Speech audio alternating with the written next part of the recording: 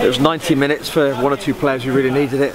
Ruben and Craig Woodman and Carl and MJ, who were on the fringe of the first team on Saturday and who need to play. So good 90 minutes for those players. And really impressed with the two young players who came on the hour mark. Joel Randall and Will Dean both really sort of stepped into the game, and it was a really positive moment for those two players. So well done those two. And you know, generally it was a different type of game than we normally play. It was a tough challenge for us. Bearing in mind, I wanted to get certain players on the pitch and had to really sort of manipulate things to get those players on the pitch today. And conceded a soft first goal. That was disappointing. We were 1-0 up, and that was a really soft goal. So that was disappointing. But generally pleased to get the game into the legs of one or two players. It's nice to see those young players come on the pitch, and there's one or two players I thought played really well, like Jordan Story, for example, who had the strength and athleticism to cope with their players, and I think made another step forward in his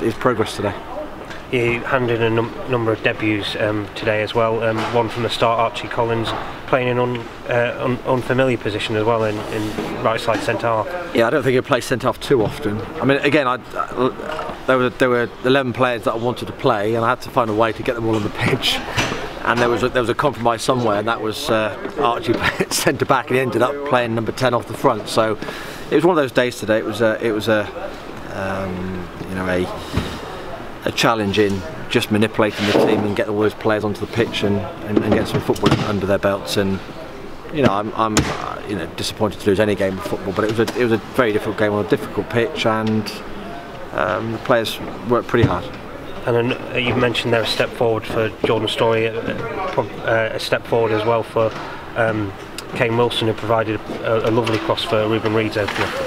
Yeah, he had another good game, and he played on Saturday. I wanted him to have some more football today, but I didn't want him to go much further than the hour mark.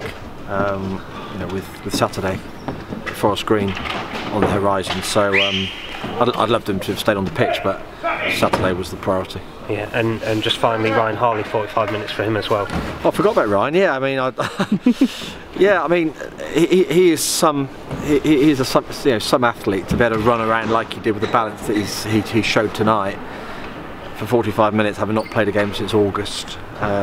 Really impressed, as always, with his application, his work rate, and he's one of the best defenders I've had at Exeter, and he showed that tonight in the first half. He was sublime in his positional play, and I think that it brings now the opportunity for him maybe to enter back into first team football, probably a step closer. Let's see how his ankle reacts to tonight's game, but if it went to plan and he's come through unscathed, then that's a real step forward.